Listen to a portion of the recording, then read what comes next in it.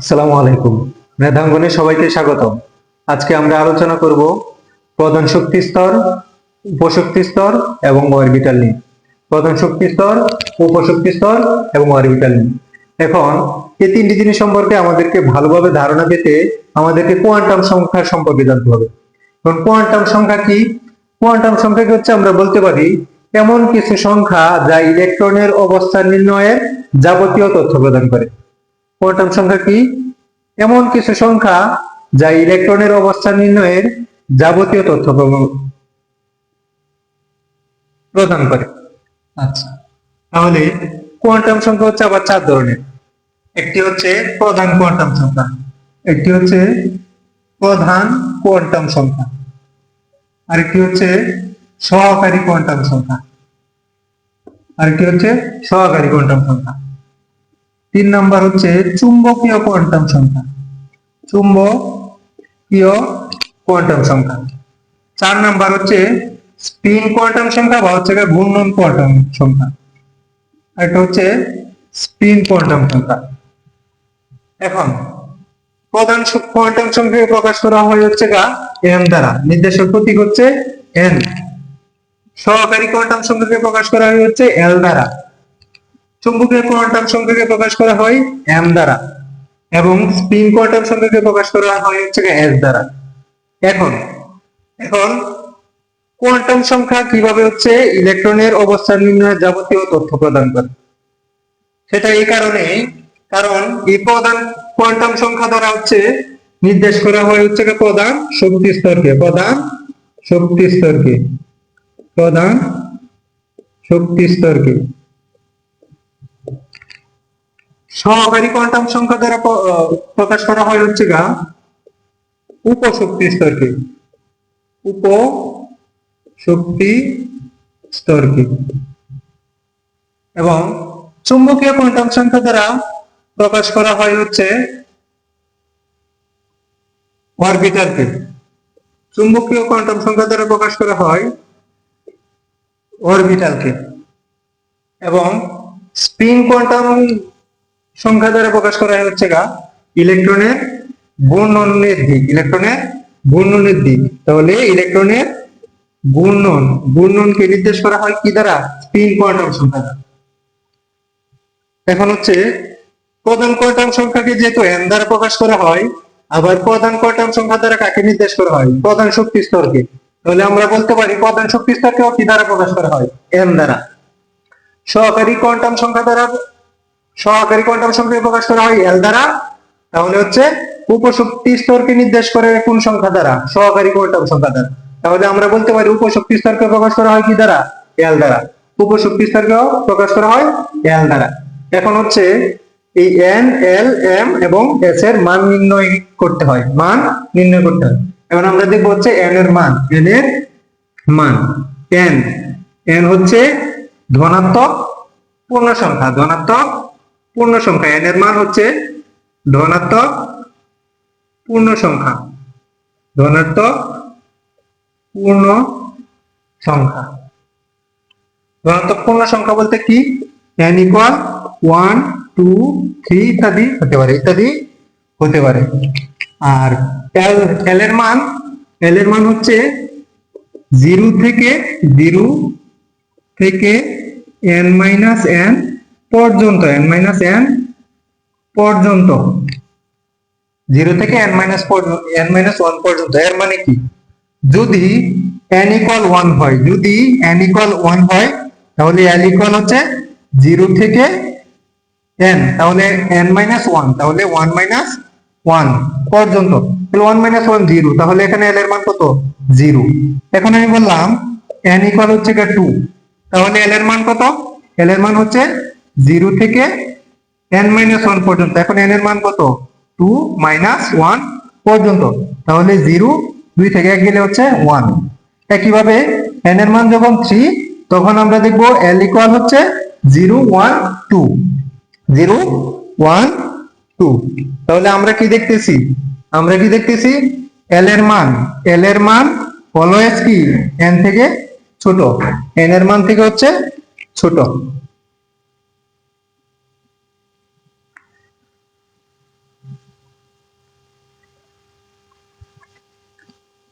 এখন আমরা দেখি হচ্ছে অরবিটাল।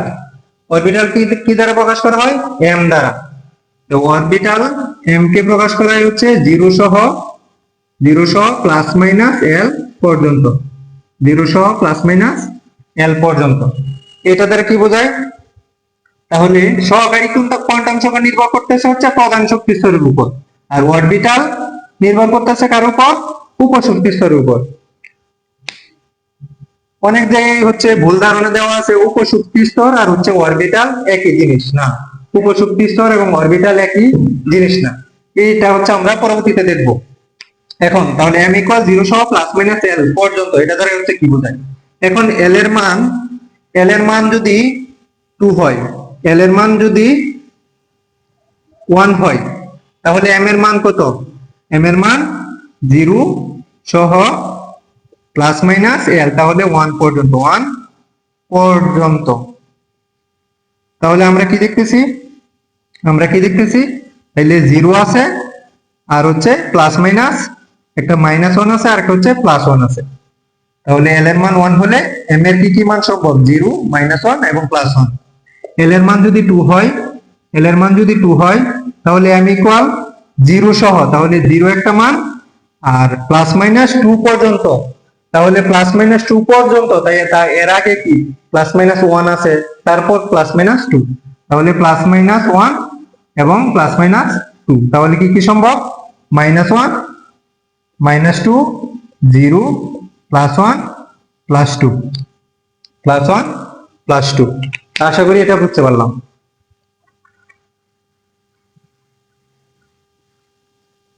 এখন দেখবো হচ্ছে স্প্রিং কোয়ান্টাম সংখ্যা বা হচ্ছে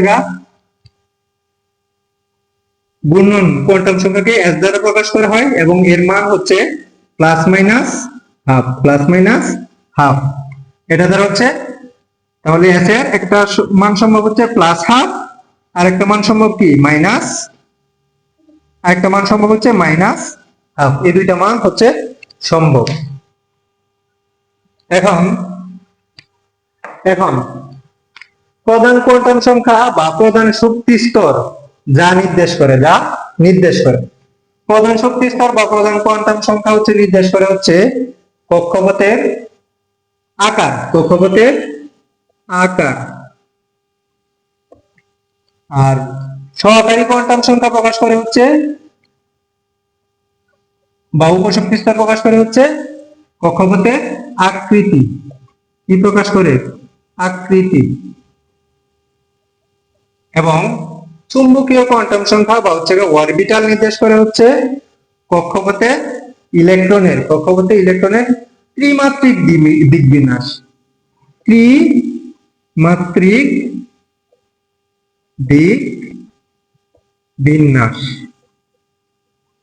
আচ্ছা, এখন স্প্রিং কোয়ান্টাম সংখ্যা দ্বারা বা হচ্ছে ঘূর্ণন কোয়ান্টাম সংখ্যা দ্বারা কি প্রকাশ করে? এর দ্বারা ঘূর্ণনের হচ্ছে ইলেকট্রনের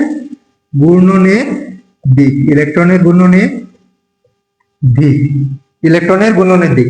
এখন আমরা আকার এবং আকৃতির পার্থক্য বুঝি কিনা? আমরা হচ্ছে আকার এবং আকৃতির পার্থক্য বুঝি কিনা? আকার হচ্ছে কোন একটা জিনিস কতটুকু বড় বা ছোট, আর আকৃতিটা হচ্ছে কোন একটা জিনিস দেখতে কেমন। উদাহরণস্বরূপ, এটা হচ্ছে একটা ত্রিভুজ, তাহলে ত্রিভুজ দেখতে কিরকম? এটা হচ্ছে ত্রিকোণাকার, দেখতে কিরকম? ত্রিকোণাকার। তাইলে আমি যা বললাম ত্রিকোণাকার, এটা কি? আকৃতি। এখন আমি আরেকটা ত্রিভুজ আঁকলাম, এটাও দেখতে কিরকম? ত্রিকোণাকার, কিন্তু এটা ছোট, এটা বড়। এই যে এটা ছোট, এটা বড়, তাহলে এটাকে আমরা বলবো হচ্ছে ছোট আকারের ত্রিভুজ, এটা হচ্ছে বড় আকারের ত্রিভুজ। কিন্তু দুইটাই দেখতে কিরকম? ত্রিকোণাকার।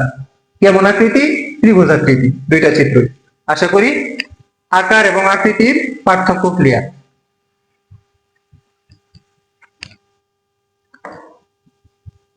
এখন ইলেকট্রনের ত্রিমাত্রিক দিকবিন্যাস এবং হচ্ছে অরবিটাল এবং উপশক্তি স্তর এক জিনিস না কি জন্য? বা হচ্ছে প্রধান শক্তি স্তর বা প্রধান কোয়ান্টাম সংখ্যা কিভাবে হচ্ছে আকার নির্দেশ করে, তাহলে n এর মান যখন 1, তাহলে এটা কোন শক্তি স্তর? প্রধান শক্তি, প্রথম শক্তি স্তর হচ্ছে প্রথম কক্ষপথ। n এর মান যখন 2 তখন এটা হচ্ছে দ্বিতীয় শক্তি স্তর। এটা যদি হয় পরমাণুর নিউক্লিয়াস, তাহলে এর n এর মান যখন 1 তখন কয়টা কক্ষপথ? একটা কক্ষপথ। n এর মান যখন 2 তখন আরো একটা কক্ষপথ। তাহলে কি আকার বৃদ্ধি পাইছে না? আগে ছিল ছোট, আরো একটা কক্ষপথ যুক্ত হওয়াতে এখন এটার আকার কি হয়েছে? বড়।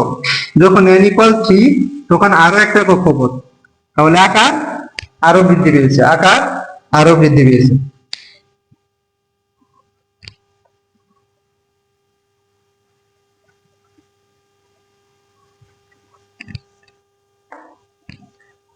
এখন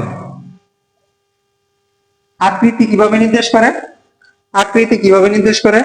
আমরা জানি যে L সমান কত? L সমান হচ্ছে 0 থেকে n-1 পর্যন্ত, 0 থেকে n-1 পর্যন্ত। এই সূত্র প্রয়োগ করে যখন আমরা L এর মান 0 পাবো, L এর মান 0 পাবো, তখন এটাকে বলা হয় হচ্ছে, এটাকে L = 0 হলে, L = 0 হলে তখন বলা হয় হচ্ছে S উপশক্তি স্তর, S উপশক্তি স্তর, উপশক্তি স্তর। আচ্ছা, L এর মান যখন 1 পাই, L এর মান যখন 1 পাই তখন এটা হচ্ছে P উপশক্তি স্তর, P উপশক্তি স্তর। L এর মান যখন 2 পাই তখন এটা হচ্ছে D উপশক্তি স্তর, D উপশক্তি স্তর। L এর মান যখন 3 পাই তখন এটি হচ্ছে F উপশক্তি স্তর, F উপশক্তি স্তর। এখন L এর মান যখন 0 তখন হচ্ছে আমি পাচ্ছি S উপশক্তি স্তর, L এর মান 1 হলে P উপশক্তি স্তর, L এর মান 2 হলে হচ্ছে D উপশক্তি স্তর। এখন এই প্রতিটা উপশক্তি স্তরের আলাদা আলাদা আকৃতি আছে, আলাদা আলাদা আকৃতি আছে। S উপশক্তি স্তর হচ্ছে গোলক আকৃতির, গোলক আকৃতির। S উপশক্তি স্তর হচ্ছে গোলক আকৃতির। P উপশক্তি স্তর হচ্ছে ডাম্বেল আকৃতির, P উপশক্তি স্তর হচ্ছে ডাম্বেল আকৃতি। আর D উপশক্তি স্তর হচ্ছে ডাবল ডাম্বেল আকৃতি, ডাবল ডাম্বেল আকৃতি। তাহলে আমি L এর মানের উপর নির্ভর করে হচ্ছে আমি কোন উপশক্তি স্তর এটা জানতে পারতেছি। তাহলে যখন জানতে পারতেছি কোন উপশক্তি স্তর, তখন হচ্ছে এর আকৃতি সম্পর্কে ধারণা পাইতেছি। তাহলে সহকারী কোয়ান্টাম সংখ্যা কি নির্দেশ করে? আকৃতি নির্দেশ করে। কি নির্দেশ করে? আকৃতি নির্দেশ করে। আশা করি হচ্ছে এতটুকু ক্লিয়ার। L সমান 0 হলে S উপশক্তি স্তর, 1 হলে P উপশক্তি স্তর, 2 হলে D উপশক্তি স্তর এবং 3 হলে F উপশক্তি স্তর। আর এদের আকৃতিগুলো আশা করি ক্লিয়ার। এখন আমরা দেখব হচ্ছে প্রধান শক্তি স্তর। এখন আমরা দেখব হচ্ছে প্রধান শক্তি স্তর, প্রধান শক্তি স্তর। প্রধান শক্তি স্তরকে আরো কয়েকটি নামে ডাকা হয়। একটি হচ্ছে অরবিট, একটি হচ্ছে অরবিট, আরো হচ্ছে শেল, আরো বলা হয় শেল, অরবিট বা শেল বলা হয়। তাহলে প্রধান শক্তি স্তর কি? প্রধান শক্তি স্তর হচ্ছে বোর মডেল অনুসারে, বোর মডেল অনুসারে নিউক্লিয়াসের ঘূর্ণনের জন্য, নিউক্লিয়াসের চারদিকে ইলেকট্রনের ঘূর্ণনের জন্য কিছু অনুমোদিত কক্ষপথ, নিউক্লিয়াসের চারদিকে ইলেকট্রনের ঘূর্ণনের জন্য কিছু অনুমোদিত যে কক্ষপথ, সেগুলোকে বলা হয় হচ্ছে প্রধান শক্তি স্তর, সেগুলোকে বলা হয় হচ্ছে প্রধান শক্তি স্তর, প্রধান শক্তি স্তর। এখন একে প্রকাশ করা হয় কি দ্বারা? n দ্বারা। তাহলে n এর মান কি কি হতে পারে? 1 2 3 4 ইত্যাদি পূর্ণ সংখ্যা, ইত্যাদি পূর্ণ সংখ্যা। এখন যখন n এর মান হচ্ছে 1, যখন n এর মান 1 হলে সেটি হচ্ছে ক্যাশেল, সেটি হচ্ছে ক্যাশেল, সেটি হচ্ছে ক্যাশেল বা হচ্ছে কে অরবিট অথবা কে প্রধান শক্তি স্তর। যখন n = হচ্ছে 2 তখন সেটি হচ্ছে L, সেটিকে বলা হচ্ছে L শেল, সেটিকে বলা হচ্ছে L শেল।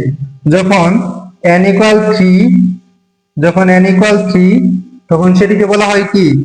সেটিকে বলা হয় হচ্ছে M, M শেল, সেটিকে বলা হচ্ছে M শেল। যখন n ইকুয়াল হচ্ছে 4 তখন সেটিকে বলা হয় n শেল। আশা করি এতটুকু ক্লিয়ার। n ইকুয়াল 1 হলে বলা হয় কে শেল, n ইকুয়াল 2 হলে বলা হয় l শেল, শেল বা অরবিট বা প্রধান শক্তি স্তর। n ইকুয়াল 3 হলে m শেল, n ইকুয়াল 4 হলে n শেল। এখন এখন আমরা বুঝলাম যে কক্ষপথে কি ঘুরে, ইলেকট্রন ঘুরে। কক্ষপথে কি ঘুরে, ইলেকট্রন ঘুরে। তাহলে একটি কক্ষপথে কতটি ইলেকট্রন ঘুরতে পারে, একটি কক্ষপথে কতটি ইলেকট্রন ঘুরতে পারে? এখন এটি নির্ভর করে হচ্ছে n এর মানের উপর, নির্ভর করে n এর মানের উপর। প্রধান শক্তি স্তরে ইলেকট্রন সর্বোচ্চ সর্বোচ্চ ইলেকট্রন ধারণ ক্ষমতা, ইলেকট্রন ধারণ ক্ষমতা সমান সমান 2n স্কয়ার, 2n স্কয়ার। তাহলে এখন যদি বলে যে প্রথম শক্তি স্তর, প্রথম শক্তি স্তরের জন্য n ইকুয়াল কত, 1। যদি বলে হচ্ছে কে প্রধান শক্তি স্তর বা হচ্ছে কে অরবিট কে শেল, তখন n ইকুয়াল কত, 1। 1 হলে প্রথম শক্তি স্তরে ইলেকট্রন ধারণ ক্ষমতা তখন কত হবে, ইলেকট্রন ইলেকট্রন ধারণ ক্ষমতা হবে 2 ইনটু, এখন n এর মান কত, 1, তাহলে হচ্ছে 1 স্কয়ার সমান সমান 2টি। তাহলে প্রথম শক্তি স্তরে বা হচ্ছে কে শেলে কতটি ইলেকট্রন থাকতে পারে, 2টি। যখন n ইকুয়াল 2 তখন এটাকে কি বলা হয়, l shell, l shell. l শেলে ইলেকট্রন ধারণ ক্ষমতা কতটি, 2 ইনটু, তাহলে n এর জায়গায় হবে 2, 2 স্কয়ার। তাহলে 2 দুগুণে 4, 4 দুগুণে 8টি, কতটি, 8টি ইলেকট্রন। যখন n ইকুয়াল 3 তখন এটা কি শেল, সেটি হচ্ছে m শেল। তাহলে এইভাবে বলতে পারে তৃতীয় শক্তি স্তরে, তৃতীয় প্রধান শক্তি স্তরে তৃতীয় শেলে অথবা m শক্তি স্তরে m শেলে কতটি ইলেকট্রন। তাহলে ইলেকট্রন ধারণ ক্ষমতা তখন কত হবে, 2 ইনটু 3 স্কয়ার সমান সমান 3 3 9, 9 দুগুণে 18টি। তাহলে কোন শক্তি স্তরে হচ্ছে কতটি ইলেকট্রন থাকতে পারে, আমরা হচ্ছে এই সূত্রের মাধ্যমে বের করতে পারবো, এই সূত্রের মাধ্যমে বের করতে পারবো। এখন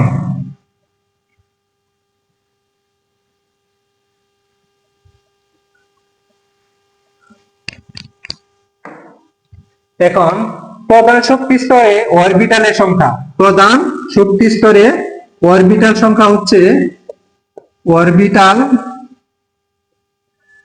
সংখ্যা হচ্ছে n স্কয়ার সংখ্যক, n স্কয়ারটি। অরবিটাল সংখ্যা কতটি, n স্কয়ারটি। আচ্ছা, তাহলে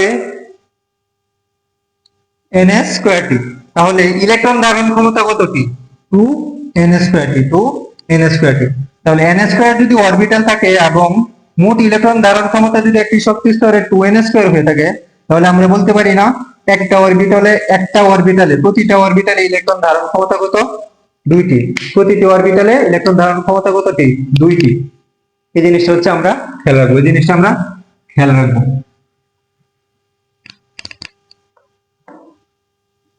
আচ্ছা, তাহলে প্রধান শক্তি স্তর থেকে হচ্ছে এতটুকু। আর এটা কি নির্দেশ করে, আকার নির্দেশ করে। এখন হচ্ছে উপশক্তি স্তর, এখন হচ্ছে উপশক্তি স্তর, উপশক্তি স্তর। তাহলে একে কি দ্বারা প্রকাশ করা হয়, এল দ্বারা। একে প্রকাশ করা হয় হচ্ছে এল দ্বারা। এখন এল কার উপর নির্ভর করে বলছি, এন এর উপর, এন এর মানের উপর। কারণ এল সমান সমান 0 থেকে n-1 পর্যন্ত, 0 থেকে n-1 পর্যন্ত। এখন আমরা প্রথম শক্তি স্তরের দিকে দেখি, এখন আমরা প্রথম শক্তি স্তরের দিকে দেখি। তাহলে প্রথম শক্তি স্তরে n ইকুয়াল কত, n ইকুয়াল 1, n ইকুয়াল 1। তাহলে n ইকুয়াল কত হবে, 0 থেকে n-1 পর্যন্ত। তাহলে 0 থেকে n-n পর্যন্ত, তাহলে 1 - 1 0। তাহলে l ইকুয়াল কত, 0, l ইকুয়াল 0। তাহলে l ইকুয়াল যখন 0 হয়, l ইকুয়াল যখন 0 হয় তখন কি উপশক্তি স্তর আসে, এটার নাম হচ্ছে s উপশক্তি স্তর।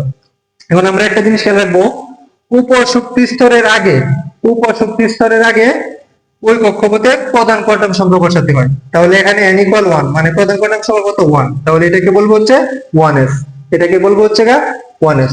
তাহলে n প্রথম শক্তি স্তরে, এখান থেকে আমরা কি বুঝলাম, প্রথম শক্তি স্তরে n ইকুয়াল 1 এবং প্রথম শক্তি স্তরে l ইকুয়াল 0। এখান থেকে আমরা বলতে পারি প্রথম শক্তি স্তরে কি কি উপশক্তি স্তর থাকতে পারে? 1s উপশক্তি স্তর, 1s উপশক্তি স্তর। এখন যখন n ইকুয়াল হচ্ছে 2 মানে হচ্ছে দ্বিতীয় শক্তি স্তরে, দ্বিতীয় শক্তি স্তরে n ইকুয়াল কত হবে? 0 থেকে n-1 পর্যন্ত, 0 থেকে n-1 পর্যন্ত। তাহলে 2 - 1 1, তাহলে 0 থেকে 1 পর্যন্ত, তাহলে একটা 0 আর একটা হচ্ছে 1। তাহলে 0 এর জন্য আমরা কি লিখতে পারি? s উপশক্তি স্তর, আর 1 এর জন্য কি লিখতে পারি? p উপশক্তি স্তর, p উপশক্তি স্তর। এখন নিয়ম কি? যে কক্ষপথের উপশক্তি স্তর শক্তি স্তরের আগে সেই কক্ষপথের প্রধান কোয়ান্টাম সংখ্যা বসাতে হয়। তাহলে এখানে দ্বিতীয় শক্তি স্তরের কোয়ান্টাম সংখ্যা কত? 2। তাহলে 2s 2p, 2s 2p। তাহলে দ্বিতীয় শক্তি স্তরে কি কি উপশক্তি স্তর বিদ্যমান? 2s 2p, 2s 2p। এখন আসি তৃতীয় শক্তি স্তরে। n ইকুয়াল যখন 3, তখন l সমান সমান কত? n-1, তাহলে 3 - 1 2 পর্যন্ত, 0 থেকে 2 পর্যন্ত, তাহলে 0 1 2। এখন 0 এর জন্য আমরা কি লিখতে পারি? s, 1 এর জন্য p, 2 এর জন্য d। এগুলো মুখস্থ রাখতে হবে। তাহলে আগে কি বসাতে হয়? আগে কি বসাতে হয়? প্রধান কোয়ান্টাম সংখ্যা। তাহলে 3s 3p 3d, 3d। তাহলে তৃতীয় শক্তি স্তরে কি কি উপশক্তি স্তর বিদ্যমান? তৃতীয় শক্তি স্তরে 3s 3p 3d উপশক্তি স্তর বিদ্যমান। এখন যদি আমরা n ইকুয়াল 4 নিই, n ইকুয়াল 4 মানে কি? চতুর্থ শক্তি স্তর। চতুর্থ শক্তি স্তরে l ইকুয়াল, তাহলে 4 - n পর্যন্ত 0 থেকে, তার মানে কি 0 থেকে 3 পর্যন্ত, 0 1 2 3, 0 1 2 3। তাহলে 0 এর জন্য হচ্ছে s, 1 এর জন্য p, 2 এর জন্য হচ্ছে d, 3 এর জন্য হচ্ছে f। আগে কি করতে হয়? প্রধান কোয়ান্টাম সংখ্যা দিতে হয়। তাহলে 4s 4p 4d 4f। তাহলে চতুর্থ শক্তি স্তরে কি কি উপশক্তি স্তর থাকতে পারে? 4s 4p 4d 4f। এখন আমরা আসি হচ্ছে, এখন আমাদেরকে যদি প্রশ্ন করা হয় যে 2p সম্ভব কিন্তু 1p কেন সম্ভব না? প্রশ্ন আসতে পারে 2p সম্ভব কিন্তু 1p কেন সম্ভব না? তাহলে এখন আমরা ব্যাখ্যা দিব যে প্রথম শক্তি স্তরে 1p সম্ভব না, কারণ n ইকুয়াল 1, তখন l ইকুয়াল 0। তাহলে 0 এর জন্য s অরবিটাল সম্ভব, কিন্তু p যদি পেতে চাই, p অরবিটাল, p উপশক্তি স্তর যদি পেতে চাই, তাহলে l সমান কত হতে হয়? 1, যা প্রথম শক্তি স্তরে সম্ভব না। এখানে কি 1 এর মান আসে? না। এজন্য কি p উপশক্তি স্তর প্রথম শক্তি স্তরে সম্ভব না। এখন তৃতীয় শক্তি স্তরে d অরবিটাল আছে, d উপশক্তি স্তর আছে, d উপশক্তি স্তর আছে, কিন্তু দ্বিতীয় শক্তি স্তরে d উপশক্তি স্তর কেন নেই? d উপশক্তি স্তর কেন নেই? তাহলে একই ব্যাখ্যা যে দ্বিতীয় শক্তি স্তরে n ইকুয়াল 2 এর জন্য l ইকুয়াল হচ্ছে 0 1 0 1। এখন d অরবিটাল পেতে হলে l ইকুয়াল কত প্রয়োজন? l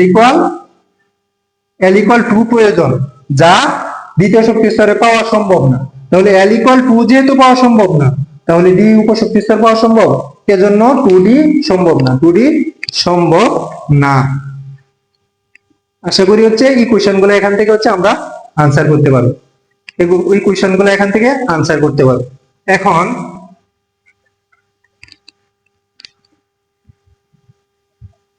আমরা আরো কিছু জিনিস খেয়াল রাখবো যে p উপশক্তি স্তরে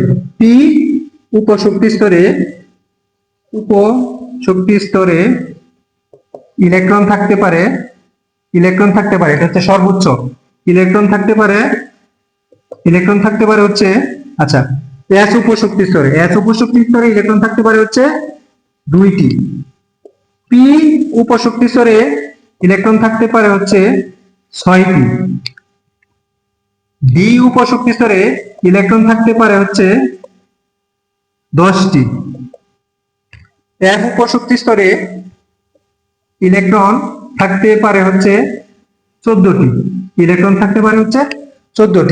এই সংখ্যাটা হচ্ছে এমসিকিউ এর জন্য খুবই গুরুত্বপূর্ণ, এবং ইলেকট্রন বিন্যাসের সময়ও কোন উপশক্তি স্তরে কতটি ইলেকট্রন ধারণ করতে পারে ওইটা জানাটা জরুরি। তাহলে এই সংখ্যাটা হচ্ছে আমরা খেয়াল রাখবো। এবং কিভাবে s উপশক্তি স্তরে 2টি, p উপশক্তি স্তরে 6টি এবং d উপশক্তি স্তরে 10টি, f উপশক্তি স্তরে 14টি ইলেকট্রন ধারণ করতে পারে, ওইটা হচ্ছে আমরা অরবিটাল থেকে জানতে পারবো। এটা হচ্ছে আমরা অরবিটাল থেকে জানতে পারবো। এখন আমরা দেখি হচ্ছে অরবিটাল। এখন আমরা দেখি হচ্ছে অরবিটাল।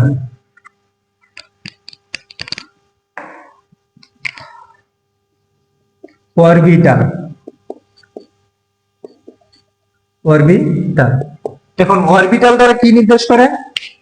ত্রিমাত্রিক দিক বিন্যাস। ত্রিমাত্রিক বিন্যাস এটা দ্বারা হচ্ছে কি বোঝায়?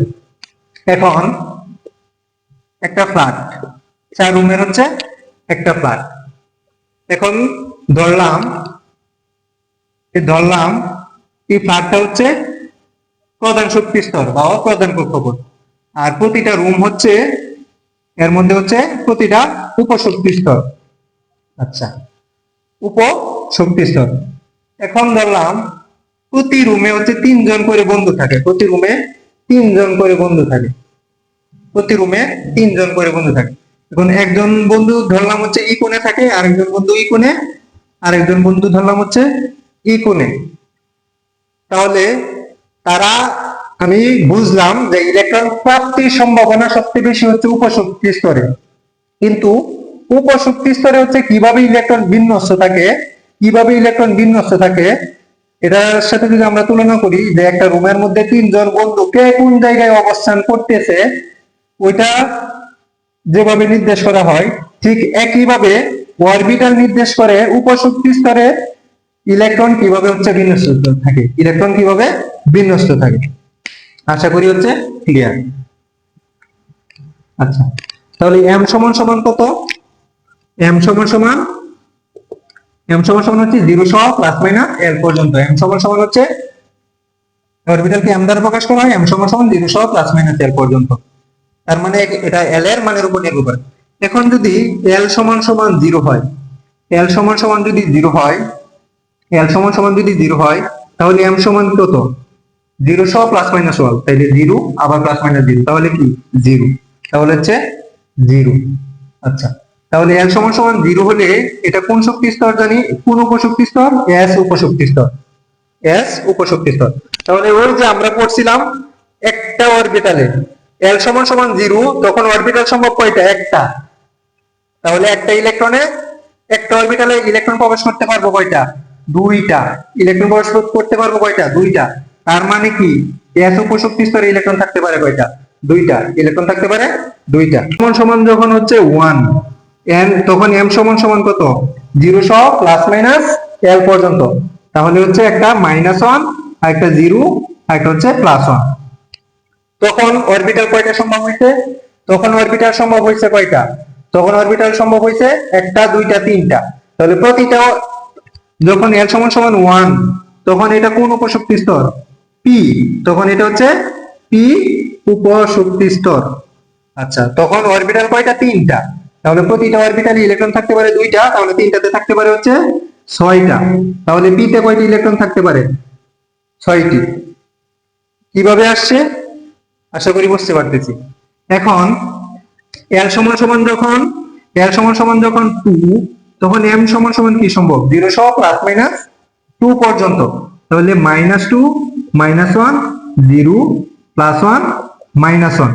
তখন 2 দ্বারা কি প্রকাশ করা হয়? d orbital. 2 দ্বারা প্রকাশ করা হচ্ছে d অরবিটাল। তাহলে এখানে -2 একটা, দুইটা, তিনটা, চারটা, পাঁচটা। তাহলে 5 দুগুণে 10টি ইলেকট্রন থাকা সম্ভব। প্রতিটা অরবিটালে দুইটা করে। তাহলে d অরবিটালে কয়টি ইলেকট্রন থাকতে পারে? 10টি। d অরবিটালে 10টি। তাহলে আশা করি আমরা বুঝতে পারছি আমরা কিভাবে যে বলি s অরবিটালে 2টি, p উপশক্তি স্তরে 6টি, d উপশক্তি স্তরে 10টি। একইভাবে আমরা যদি পাই তাহলে f উপশক্তি স্তরের ক্ষেত্রে পাবো কি? 7টা অরবিটাল। m এর 7টা মান। তখন f উপশক্তি স্তরে কয়টি ইলেকট্রন থাকতে পারে? 14টি ইলেকট্রন। আশা করি এটা হচ্ছে ক্লিয়ার। এখন আমরা যে হচ্ছে বের করি যে প্রথম কক্ষপথে হচ্ছে 2টি, মানে 2n² সংখ্যক ইলেকট্রন। ওইটা কিভাবে আসে? আমরা হচ্ছে ওই জায়গাতে যাই। এটা হচ্ছে অরবিটাল থেকে ধারণা পাওয়া যায়। এখন প্রথম শক্তি স্তরের ক্ষেত্রে l ইকুয়াল কত? 1। তাহলে l সমান সমান কত? জিরো থেকে n মাইনাস ওয়ান, মানে 1 মাইনাস 1 তাহলে জিরো। m সমান সমান কত সম্ভব তখন? জিরো সহ প্লাস মাইনাস ওয়ান, তাহলে জিরো, তাহলে জিরো। যেহেতু একটা অরবিটাল, তাহলে ইলেকট্রন কয়টা থাকতে পারে? দুইটা, দুইটা ইলেকট্রন। তাইলে প্রথম শক্তি স্তরে কয়টি ইলেকট্রন থাকতে পারে? দুইটি ইলেকট্রন, 2n²। তখন আমরা দুইটি ইলেকট্রন পাইছি না। এখন হচ্ছে দ্বিতীয় শক্তি স্তরে কয়টি ইলেকট্রন থাকতে পারে? 8টি। এটা কিভাবে আসছে? n ইকুয়াল যখন 2 দ্বিতীয় শক্তি স্তরে, তখন l সমান সমান কত? n মাইনাস 1 পর্যন্ত, তাহলে 0 1 0 1 0 1। তখন m এর কি কি মান সম্ভব? m এর কি কি মান সম্ভব? তাহলে E0 এর জন্য হচ্ছে 0 সম্ভব।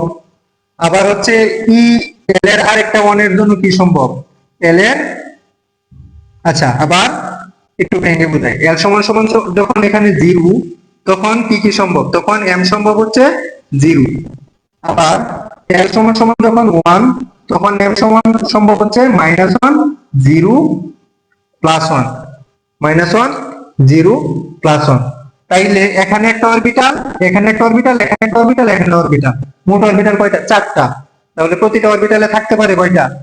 2টা। তাহলে 4টা অরবিটালে থাকতে পারে হচ্ছে 8টি ইলেকট্রন।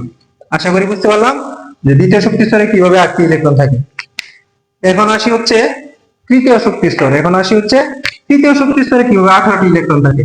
তৃতীয় শক্তি স্তরে n = 3, তখন n ইকুয়াল কত?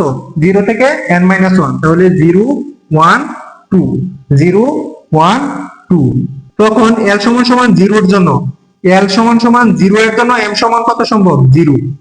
l সমান সমান হচ্ছে 1 এর জন্য m সম্ভব -1 0 +1, 0 সহ প্লাস মাইনাস m।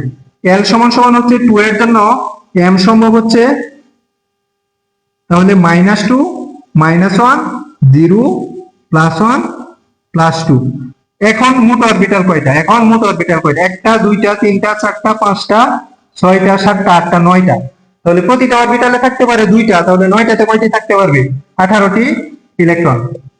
আশা করি হচ্ছে অরবিটাল থেকে আমাদের ধারণা ক্লিয়ার। কিভাবে হচ্ছে প্রথম কক্ষপথে 2টি, দ্বিতীয় কক্ষপথে 4টি, তৃতীয় কক্ষপথে 18টি, চতুর্থ কক্ষপথে কতটি? 32টি ইলেকট্রন। এবং s অরবিটালে 2টি, p অরবিটালে হচ্ছে 6টি, আর সরি উপশক্তি স্তরে, আর d উপশক্তি স্তরে হচ্ছে 10টি, এবং f উপশক্তি স্তরে কয়টি? 14টি ইলেকট্রন থাকে।